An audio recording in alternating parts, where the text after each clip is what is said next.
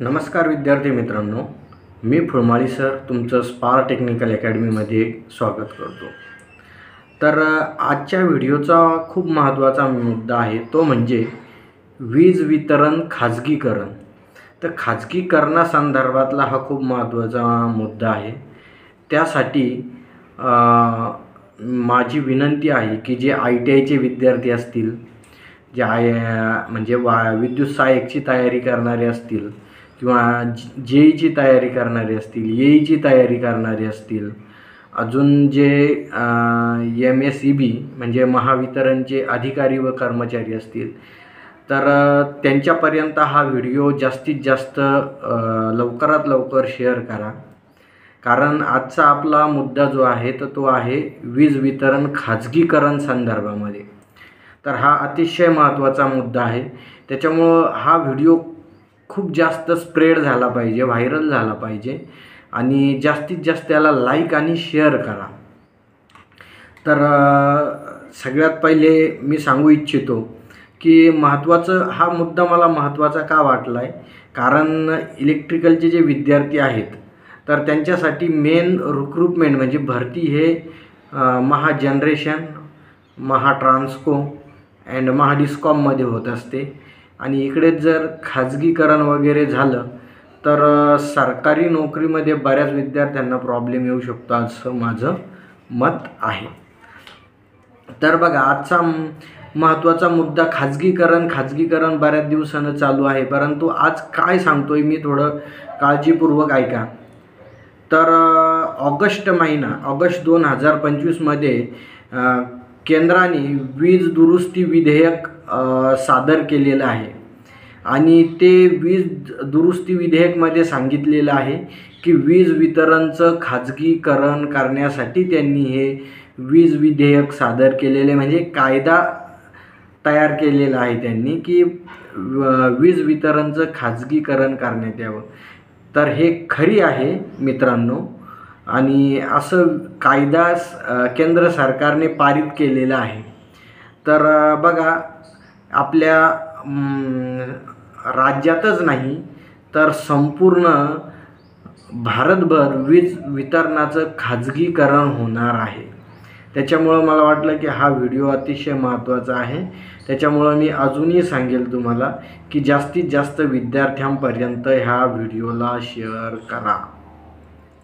चला, आता ही माहिती जी आहे तर महत्त्वाचं म्हणजे 2025 ऑक्टोबर 2025 म्हणजे आत्ताच 10-12 दिवसापूर्वी एक कायदा पारित केला आहे, म्हणजे वीज दुरुस्ती विधेयक 2025चा एक मसुदा पब्लिश झाला आहे आणि त्याच्यामध्ये त्याचं म्हणजे टॉपिकच तो आहे की वीज वितरणाचे खाजगीकरण। आता हे का बरं करायचं असं त्यांनी सांगितलेलं आहे, खाजगीकरण का बरं करायचं आहे वीज वितरणाचं। आता वीज वितरणाचं खाजगीकरण करण्याचं कारण म्हणजे बघा, 2023-24 मध्ये सरकारी डिस्कॉम कंपन्या आहेत सर्व, तर त्याच्यामध्ये तांत्रिक व व्यावसायिक नुकसान 16.1% झालेलं आहे म्हणे।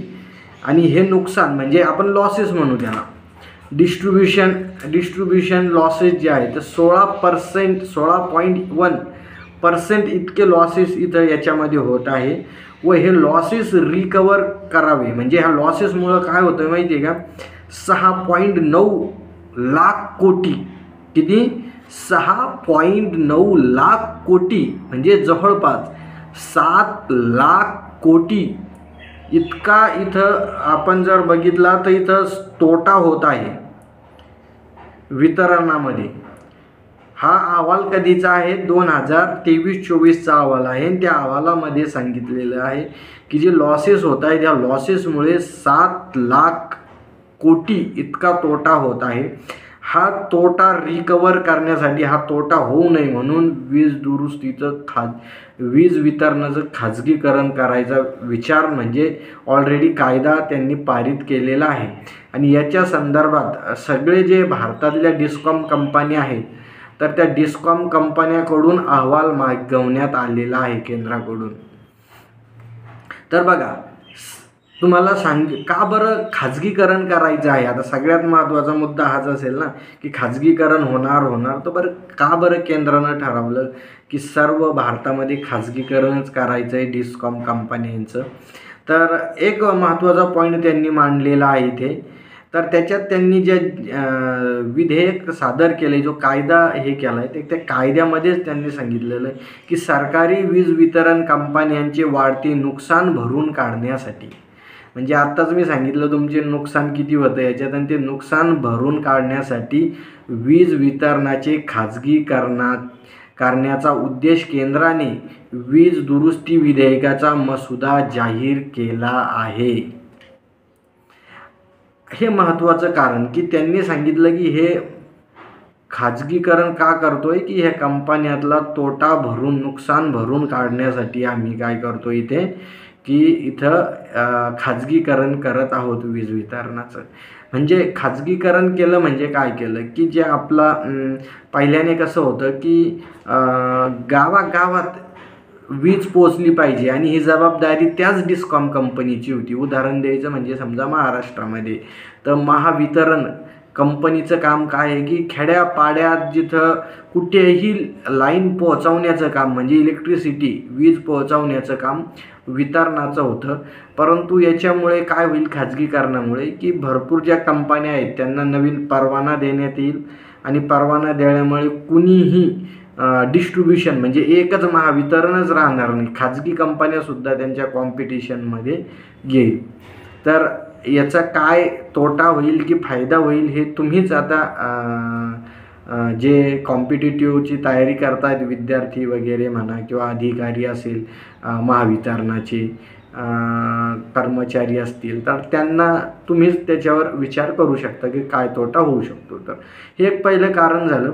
दुसरं कारण म्हणजे असं त्यांनी सांगितलं आहे की प्रस्तावित कायदेशीर सुधारणामुळे, म्हणजे जर आपण केलं, खाजगीकरण जर केलं आणि असा जर सुधारित कायदा पास केला तर याच्यात स्पर्धा निर्माण होईल. स्पर्धा निर्माण होईल म्हणजे त्यांना काय म्हणायचं आहे की बाबा 4 कंपन्या आल्या किंवा भरपूर कंपन्या असल्या वीज वितरण कंपन्या, तर स्पर्धा निर्माण होईल, म्हणजे ग्राहकाला वीज स्वस्त मिळू शकते असं त्यांचं म्हणणं आहे. प्रत्येक गोष्टीचे तोटे पण असू शकतात. ठीक आहे, वितरणाला याच्यामुळं वीज स्वस्त होऊ शकते, परंतु काही फायदे पण आहेत आणि काही तोटे पण आहेत ना. म्हणजे तोटा म्हणजे कसं, खाजगीकरण झालं तर म्हणजे काय होईल ॲक्च्युली की ठीक आहे, म्हणजे मग तिथे कर्मचाऱ्यांना वेळेवर म्हणजे कमी पैशात काम करावं लागेल किंवा मग सरकारी नोकऱ्या कमी होतील, असं ज्याचं त्याचं मत आहे. तर हे मत माझं आहे असं समजा. आणि ठीक आहे, वीज स्वस्त होईल, परंतु आपण जर बघितलं की महाराष्ट्रामध्ये 75% लोक, म्हणजे महाराष्ट्रामध्येच नाही, भारतच हा कृषीप्रधान देश आहे, म्हणजे 75%पेक्षा जास्त लोक शेती करतात इथं. तर गरीब परिस्थिती आहे खूप सध्याला लोकांची. त्याच्यामुळं जर समजा प्रायव्हेट कंपन्याकडं जर गेलं, समजा त्यांच्याकडून वीज घेतली आपण, तर स्वस्त थोडीफार मिळेल 5 पैशाने 10 पैशाने. परंतु मग समजा एखाद्यानं वेळेवर लाईट बिल नाही भरलं तर त्याचं तिथं म्हणजे डिस्कनेक्ट त्याचा सप्लाय करू शकता, त्याचा तोटा त्याला होऊ शकतो, असं माझं मत आहे. आणि आता बघा, उद्योग हे तर झालं आहे, उद्योगांना खाजगी कंपन्यांकडून थेट वीज खरेदी करण्याची परवानगी मिळेल. म्हणजे पहिल्यानं कसं होतं की फक्त महाडिस्कॉमकडूनच वीज घ्या तुम्ही, परंतु आता खाजगी कंपन्याकडून सुद्धा याला म्हणजे सर्वात जास्त महाडिस्कॉमला पैसा कुठून मिळतो तर कंपन्याकडून मिळतो, कारण कंपन्याला खूप वीज लागते. मग तिकडेच खाजगी गेले तर अजून ह्या महावितरणाचं काय होईल ते आपण सांगू शकत नाही. आणि सरकारी डिस्कॉमचे सार्वत्रिक पुरवठा बंधन काढून टाकण्यात येईल. म्हणजे डिस्कॉम कंपनीला असं बंधनकारक आहे की सगळीकडं वीज पुरवठा करणं कंपल्सरी होतं, तर ते बंधन त्यांच्याकडून काढून टाकण्यात येणार आहे. त्याच्यामुळं हे लक्षात घ्या. अजूनही सांगतोय मी की संपूर्ण जे इलेक्ट्रिकलचे विद्यार्थी असतील, ITIचे असतील, AEची तयारी करणारे, JEEची तयारी करणारे, किंवा मग वितरणाचे अधिकारी असतील, कर्मचारी असतील, यांच्यापर्यंत हा व्हिडिओ शेअर करा, लाईक करा, जास्तीत जास्त व्हिडिओला हा पोचला पाहिजे. कारण माझं म्हणणं असं आहे की वितरणाकडून म्हणजे हा कायदा जो दुरुस्ती केला आहे तर त्याच्यामध्ये ज्या संपूर्ण भारतातल्या वितरण कंपन्या यांच्याकडून त्यांनी रिपोर्ट मागवलेला आहे की तुमचं काय म्हणणं आहे याच्यावर. तर त्याच्यासाठी आता कंपनीवर डिपेंड आहे, कंपनी काय अहवाल पाठवते किंवा काय त्यांना रिस्पॉन्स देतात या कायद्या संदर्भामध्ये. तर अजून जर का बरं त्यांनी सांगितलं की का बरं खाजगीकरण करायचं आहे, तर या सुधारणामुळे म्हणजे हा जर सुधारणा केली, खाजगीकरण वगैरे केलं वितरण, तर खुल्या प्रवेशाला पाठिंबा मिळेल. खुल्या प्रवेशाला म्हणजे काय, तर कुणी या डिस्कॉम कंपनी तुम्ही तिथं कोणत्याही राज्यात चालू करू शकता. म्हणजे ओपन वीज असं म्हणू आपण त्याला, ओपन कॉम्पिटिशन असं म्हणायला काही हरकत नाही त्याला. आणि शुल्कातील विकृती कमी होईल, तेच मी सांगितलं आहे तुम्हाला की 5-10 पैसे कमी होतील. की कारण आता वितरण समजा 5 रुपये युनिटने देत असेल तर तुम्हाला 4 रुपये 90 पैसे, 4 रुपये 80 पैसे असं मिळू शकतं, असं त्यांचं म्हणणं आहे बरं का. मिळेलच याची गॅरंटी नाही आहे, त्याच्यापेक्षा जास्तनं पण देऊ शकतात कारण ते सर्व्हिस चांगली देतील म्हणून. परंतु ते डिपेंड करते काय होईल. तर नंतर त्यांचं म्हणणं आहे की आणि औद्योगिक विस्ताराला चालना मिळेल. म्हणजे की कधीही समजा असं म्हणणं आहे त्यांचं की जर 24 तास जर विजेची उपलब्धता झाली, म्हणजे भरपूर कंपन्या कॉम्पिटिशनमध्ये आल्या, तर ते काही खाजगी कंपन्या सांगतील की बाबा ठीक आहे, आमचं कनेक्शन घ्या तुम्ही, तुम्हाला 24 तास वीज पुरवठा करू तुमच्या कंपनीला, असं त्यांचं म्हणणं आहे. आणि त्याच्यामुळे जास्तीत जास्त उद्योग आपल्याकडं येतील असं त्यांचं म्हणणं आहे. ह्या जो वीज दुरुस्ती विधेयक 2025 ऑक्टोबरमध्ये सादर केलं आहे. आणि त्यांनी सांगितलं की हे विधेयक सादर केल्यापासून ज्या पण संपूर्ण महाडिस्कॉम कंपन्या आहेत सरकारच्या, त्यांनी या संदर्भात आम्हाला त्यांचं म्हणणं मांडावं. म्हणजे त्यांना एक कोणतंही विधेयक जर असं सादर केलं आहे की त्यांच्या संदर्भात त्यांना ते मागवण्यात येतं की तुमचं म्हणणं काय आहे या विधेयकावर. आता डिपेंड करेल आपलं महावितरण काय सांगता येते तुझं. नंतर अनेक खाजगी कंपन्या वितरण नेटवर्क चालवू शकतात असं त्यांचं म्हणणं आहे की भरपूर खाजगी कंपन्या हे वितरणमध्ये उतरू शकतात. त्यामुळे पायाभूत सुविधांचे दुप्पटीकरण आणि अतिरिक्त खर्च कमी होऊ शकतो. म्हणजे त्यांचं म्हणणं आहे की बाबा ठीक आहे, खाजगी कंपन्या चालू शकता, मग आपल्याला जास्त जे इन्व्हेस्टमेंट आहे किंवा इन्फ्रास्ट्रक्चर उभारण्याची गरज नाही अजून समजा, मग ते त्यांचे हे करू शकतात. तर असं ह्या 5-6 मुद्द्यामुळं की त्यांचं म्हणणं आहे की इथं खाजगीकरण होणार आहे असं वाटतं मला. आता जनतेनं डिपेंड करायचं आहे. मी तरी आपल्या महावितरण म्हणजे भारतातल्या पूर्ण ज्या वितरण कंपन्या आहेत की त्यांना तरी सांगेल मी की या संदर्भात व्यवस्थित अहवाल पाठवण्यात यावा केंद्र सरकारकडे की वीज वितरण कंपन्या ज्या आहेत, तर ही वीज वितरण कंपनी म्हणजे हे जे वीज दुरुस्ती विधेयक आहे तर हे वितरण खाजगीकरण करण्यासाठीच त्यांनी मांडलेलं आहे.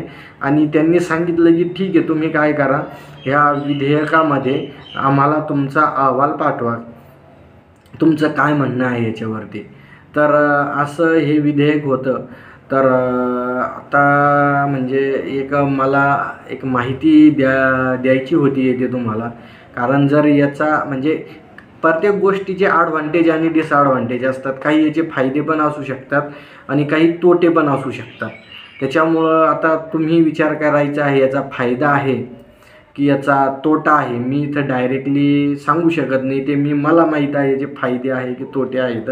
तर जनरली जे स्पर्धा परीक्षा म्हणजे आपण विचार करू शकतो ना तिथं की स्पर्धा परीक्षेची तयारी करणाऱ्या विद्यार्थ्यांना म्हणजे याच्यावर की भविष्यात नोकऱ्या मिळतील नाही मिळतील अशा गोष्टी आहेत याच्यामध्ये. आणि खाजगीकरण झालं की काय तुम्हाला माहिती आहे, खाजगीकरणामध्ये दाखवता येईल करता येईल. सध्यालाच पहिलेच वाईट परिस्थिती आहे इलेक्ट्रिकलच्या विद्यार्थ्यांचीच. त्याच्यामुळं तुमचं काय म्हणणं आहे कमेंट्स करा. तुम्ही सर्वात जास्त याच्यामध्ये कमेंट्स करा, तुमचं काय म्हणणं आहे, खाजगीकरण झालं पाहिजे नाही झालं पाहिजे. आणि मग स्पर्धा परीक्षा तयारी करणाऱ्या विद्यार्थ्यांनी काय करायला पाहिजे म्हणजे, आणि आपल्या कंपनीनं काय त्यांना रिस्पॉन्स दिला पाहिजे या कायद्यात जे कायदा दुरुस्ती करत आहे त्याच्यामध्ये. तर ऑलरेडी हे न्यूजपेपरमध्ये इंग्लिश न्यूजपेपरमध्ये इथं 10 तारखेला हे जे विधेयक आहे ते हे काय विधेयक केंद्र सरकारनं मांडलेलं आहे ते इथं न्यूजपेपरमध्ये ऑलरेडी आलेलं आहे 10 तारखेला. म्हणजे हा कायदा 10 तारखेच्या पहिलेच त्यांनी वीज दुरुस्ती विधेयक त्यांनी सादर केलेलं आहे 2-4 दिवसापूर्वीच असं वाटतं मला. आणि हे कायदा जर पास जर झाला तर काय होऊ शकतं हे तुम्हीच ठरवा आता. आणि त्यांनी सांगितलं की भारतातल्या पूर्ण ज्या वितरण कंपन्या आहेत तर 30 दिवसामध्ये आम्हाला याचा तुम्ही अहवाल पाठवा की तुमचं काय म्हणणं आहे याच्यावर म्हणून. तर आता काय सांगू इच्छितो मी, आणि सर्वात जास्त मी सांगेल तुम्हाला की ह्या व्हिडिओला शेअर करा तुम्ही सर्वात जास्त. खूप महत्त्वाचा व्हिडिओ आहे हा, आणि कारण हा तळागाळापर्यंत म्हणजे खूप व्हायरल झाला पाहिजे, सरकारपर्यंत जाऊ द्या हा व्हिडिओ, वीज वितरणाच्या अधिकाऱ्यापर्यंत, कर्मचाऱ्यापर्यंत, डायरेक्टरपर्यंत जाऊ द्या हा व्हिडिओ, आणि केंद्र सरकारपर्यंत पण जाऊ द्या हा व्हिडिओ त्याच्यामुळं. आणि तुमच्या कमेंट्स ज्या आहेत त्या कमेंट्स प्लीज इथं मांडणं तुम्ही विसरू नका, कारण कमेंट्स खूप महत्त्वाचे असतात. कारण तुमचं म्हणणं काय आहे तुम्ही तर असं डायरेक्टली तिथं मांडू शकत नाही तुमचं म्हणणं काय आहे, कारण सामान्य लोकांचं तर काही मीडिया, सोशल मीडिया किंवा चॅनल किंवा पत्रकार लोक कोणीही ऐकून घ्यायला तयार राहत नाही. त्याच्यामुळं तुमचं इथं मन मोकळं करा की ह्या खाजगीकरणाविषयी तुमचं काय म्हणणं आहे. आणि जर हे बिल सादर केलं आहे म्हणजे हे जे कायदा यांनी सादर केला आहे, जर आता हा 1 महिन्यानंतर पास पण होऊ शकतो, म्हणजे डिपेंड करतं आहे की त्यांनी जे दुरुस्ती केलेली आहे की खाजगीकरण करा म्हणून, तर त्या संदर्भात प्लीज तुमचं मत याच्यात व्यक्त करा. कारण बरेच विद्यार्थी स्पर्धा परीक्षेची तयारी करतात आणि भविष्यात जर ह्या वितरणामध्ये जर जास्त जागा निघल्या नाही तर मग अवघड व्हायचं आहे. त्याच्यामुळं जास्तीत जास्त विद्यार्थ्यांपर्यंत शेअर करा. बरेच जेईचे विद्यार्थी बऱ्याच वर्षापासून तयारी करतात, वायरमनचे म्हणा तुम्ही, तर सगळ्यांनी प्लीज कमेंट करायला विसरू नका. आणि ही माहिती तुमच्यापर्यंत घेऊन आलो आहे मी, त्याच्यासाठी अशीच माहिती तुमच्यासाठी, तुमच्या हक्काची माहिती तुमच्यासाठी मिळवून देत असतो मी. तर सर्व विद्यार्थ्यांनी या संदर्भात चांगली माहिती मिळवण्यासाठी चॅनलला लाईक करायचं आहे आणि सबस्क्राईब करायचं आहे. आणि व्हिडिओला प्लीज हात जोडून विनंती आहे सर्वांना तुम्हाला की, कारण मी पण बऱ्याच वर्षापासून 5-6 वर्ष कॉम्पिटिटिव्ह एक्झामची तयारी केलेली आहे. त्याच्यामुळं असे बरेच काही विद्यार्थी आहेत की ते स्पर्धा परीक्षाची कॉम्पिटिटिव्ह एक्झामची तयारी करतात. त्याच्यामुळं त्यांच्यापर्यंतसुद्धा हा व्हिडिओ जाणं गरजेचं आहे की भविष्यात त्यांना जागा राहतील नाही राहतील, गव्हर्मेंटमध्ये निघतील, जेईच्या किंवा विद्युत सहाय्यकच्या जागा निघतील नाही निघतील, ते भविष्यात काय होईल ते आपण सांगू शकत नाही कायदा पास झाल्यानंतर. तर सर्व विद्यार्थ्यांनी लाईक आणि शेअर करा आणि जास्तीत जास्त माहिती ही शेअर करा. थँक्यू. हे म्हणजे तुम्ही माझं लास्टचं बोलणं ऐकू शकता की मलाच कसं तुमच्यापर्यंत माहिती पोहोचवण्यालाच म्हणजे गिल्टी फील होत आहे. त्याच्यामुळं तुम्ही विचार करू शकता की मला काय वाटतं आहे या कायद्या संदर्भामध्ये. तर थँक्यू, धन्यवाद.